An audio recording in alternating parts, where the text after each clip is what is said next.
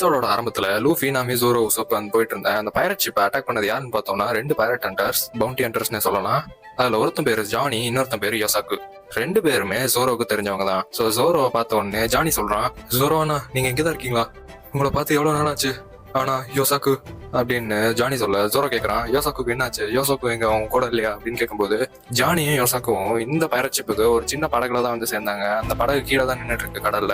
So அந்த படகுல இருந்து யோசாக்கு எடுத்துட்டு இந்த கப்பலுக்கு வரான். ஆக்சுவலி யோசாக்குக்கு ஒரு ஃபீவர் வந்திருக்கு. கடல்ல பயணிக்கும் போது நம்ம உடம்புல நியூட்ரியன்ஸ், விட்டமின்ஸ் ஏதாவது குறைபாடு ஏற்பட்டுச்சுன்னா இந்த ஃபீவர் வரும்னு சொல்லுவாங்க.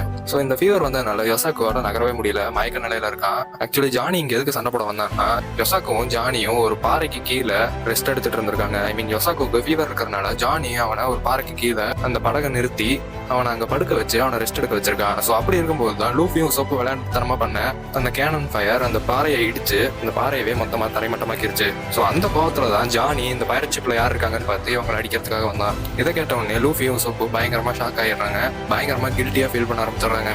ஸோ அந்த நேரத்துல நாமி அங்க வந்து, இது ஒன்றும் பயப்படுற அளவுக்கு பெரிய விஷயம் இல்லை. ஆக்சுவலி இந்த விஷயம் என்ன, இந்த காய்ச்சல் எப்படி வருதுங்கிறது யாருக்குமே அவளுக்கு தெரியறது இல்லை. இது இம்யூன் டிஃபிஷியன்சியால தான் வருது. ஸோ நம்ம கப்பல்ல தான் எலுமிச்சம்பழம் இருக்கு இல்லையா நிறையா, அதை எடுத்து வாயில பிள்ளைங்க, அந்த சாறு உள்ள போச்சுன்னா கொஞ்ச நேரத்துல இல்ல ஒரு 2-3 நாளையே சரியாயிரும் அந்த காய்ச்சல் அப்படின்னு நாமி சொல்ல, லூஃபியும் உசோப்பும் வேகமா ஓடி போய் நிறைய எலுமிச்சம்பழத்தை எடுத்துட்டு வந்து அவன் வாயில புளியறாங்க. கொஞ்ச நேரத்திலேயே யோசாக்கும் ஓரளவுக்கு நார்மல் ஆயிடுறான். ஸோ யோசாக்கு ஒரு ரூம்ல ரெஸ்ட் எடுக்க வச்சுட்டு இவங்க 4 பேர் பேசிட்டு இருக்காங்க. அப்ப நாமி சொல்றா, இந்த கடல்ல நம்ம என்ன சாப்பிட்றோங்கிறத பொறுத்து தான் நம்மளால எவ்வளவு நாள் உயிர் வாழ முடியுங்கிறது இருக்கு லூஃபி. சரியான உணவு எடுத்துக்கலைன்னா, அதாவது உடம்புக்கு தேவையான நெசசரி நியூட்ரியன்ஸ் கூட எடுத்துக்கலைன்னா சீக்கிரமே நம்மளுக்கு ஏதாவது நோய் வந்துடும் அப்படின்னு நாமி சொல்ல உசப் சொல்றான். அப்போ நம்ம கப்பலுக்கு ஒரு குக்கர் இருந்தா நல்லா இருக்கும் லூஃபி. எந்த நேரத்துல எந்த மாதிரி சாப்பிடணும், எந்த மாதிரி பொருள் எல்லாம் சமைக்கணும்னு தெரிஞ்ச ஒரு குக்கர் இருந்தா நல்லா இருக்கும் லூஃபி அப்படின்னு உசப் சொல்ல, ஜானி சொல்றான், அப்போ உங்களுக்கு குக்கு தான் வேணுமா? அப்போ இந்த கடல்லயே மிகச்சிறந்த செஃப் எல்லாம் இருக்கிற ஒரு இடம் எனக்கு தெரியும், அந்த இடத்துக்கு நான் உங்களை கூப்பிட்டு போறேன். அது இங்கிருந்து நார்த் ஈஸ்ட்ல தான் இருக்கு, அது கிராண்ட் லைனுக்கு பக்கத்துலயும் இருக்கு. அங்க நீங்க கேட்கற மாதிரி ஒரு பைரட் ஷிப்புக்கு தேவையான கரெக்டான செஃப் அங்க இருக்க வாய்ப்பு இருக்கு. அது மட்டும் இல்ல ஜோரோனா, நீங்க தேடிட்டு இருக்கிற மீஹாக், அதாவது ஹாக்காயும் அங்கதான் சுத்திட்டு இருக்கிறதா நான் நிறைய வசந்தி கேள்விப்படுறேன். ஸோ நீங்க அங்க போனீங்கன்னா உன பார்க்கறதுக்கு சான்ஸ் இருக்கு அப்படின்னு ஜானி சொல்ல ஜோரோ எக்ஸைட் ஆயிடுறான். ஸோ எல்லாரும் சேர்ந்து அந்த இடத்துக்கு போறாங்க. ஆக்சுவலி அந்த இடம் என்னன்னா, கடல் மேல ஒரு கப்பல், மிகப்பெரிய கப்பல்ல மிதந்துட்டு இருக்கிற ஒரு ரெஸ்டாரண்ட் தான். அந்த ரெஸ்டாரண்டோட பேர் தான் பாரட்டி. ஸோ அந்த ரெஸ்டாரண்ட்ல இருக்கிற குக் எல்லாருமே மொரட்டனுங்க தான். பிகாஸ் கடலுக்கு நடுவுல ஒரு கப்பல்ல ஒரு குக்கா இருக்கும்போது நிறைய எக்கச்சக்கமான பிரச்சனைகளை சிந்திக்க நேரிடும். ஏன்னா எப்பயுமே ரெஸ்டாரண்ட்டுக்கு மக்களும் மெரைன் மட்டும் வருவாங்கன்னு சொல்ல முடியாது, பைரட் ஹண்டர்ஸும் வருவாங்க, பைரட்ஸும் வருவாங்க. எல்லாத்தையும் சமாளிக்கிற அளவுக்கு அங்க இருக்கிற செஃப்புக்கும் திறமை இருக்கணும் இல்லையா? ஸோ அப்படி லூஃபி அவன் டீமோட அந்த பாரட்டிக்கு போயிட்டு இருக்கும்போது கரெக்டா அவங்க பக்கத்துல இன்னொரு மெரின் ஷிப் வந்துருது. அவங்களும் அந்த ரெஸ்டாரண்ட்டுக்கு தான் போயிட்டு இருக்காங்க. அந்த மெரின் ஷிப்ல அப்போ ஒரு லூட்டினன்ட் இருக்கான், அவன் பேரு full body, iron fist full பாடி.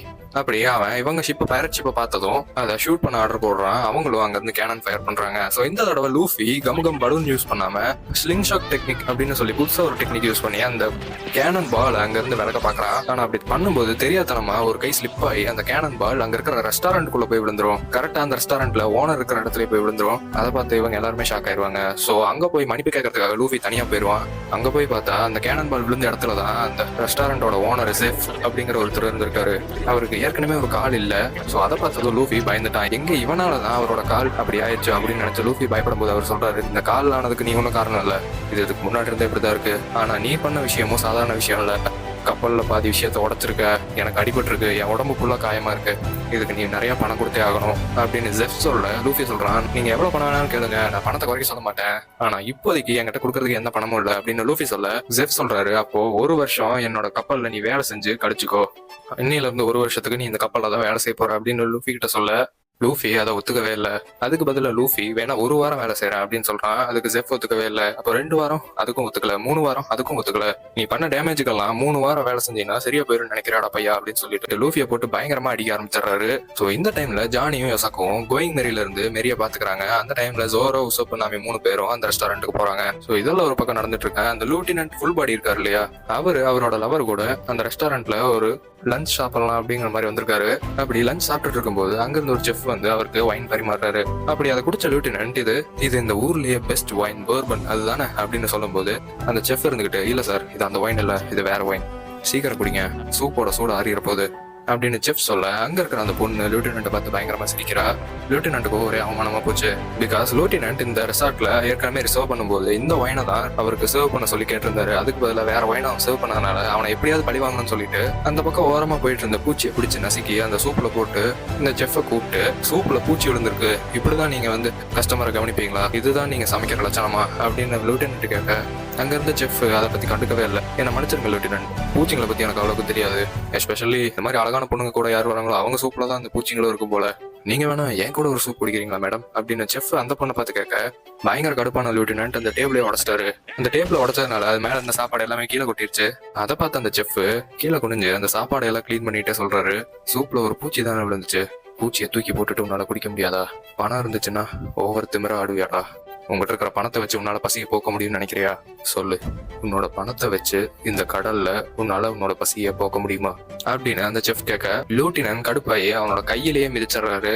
அவனோட காலை வச்சு பயங்கரமா மிதிச்சுக்கிட்டு, ஒரு ரெஸ்டாரண்ட்ல வெயிட்டர் நீயே ஒரு லெப்டினன்ட் கிட்ட எப்படி நடந்துக்கணும்னு உனக்கு தெரியாது ஈனப்பாயில அப்படின்னு லெப்டினன்ட் அந்த செஃப் திட்ட கடுப்பான செஃப் லெப்டினன்ட்ட ஒரே கிக்ல பொழந்துடுறாரு. சோ அந்த டைம்ல ஜோரோ, நாமி, யூசப் 3 பேரும் ஹோட்டலுக்குள்ள வராங்க. பார்த்தா அவங்க 2 பேர் சண்டை போட்டுட்டு இருக்காங்க. அப்போ அந்த செஃப் அந்த லெப்டினன்ட்ட தன்னோட கையால அப்படியே தூக்கி பிடிச்சிருக்காரு.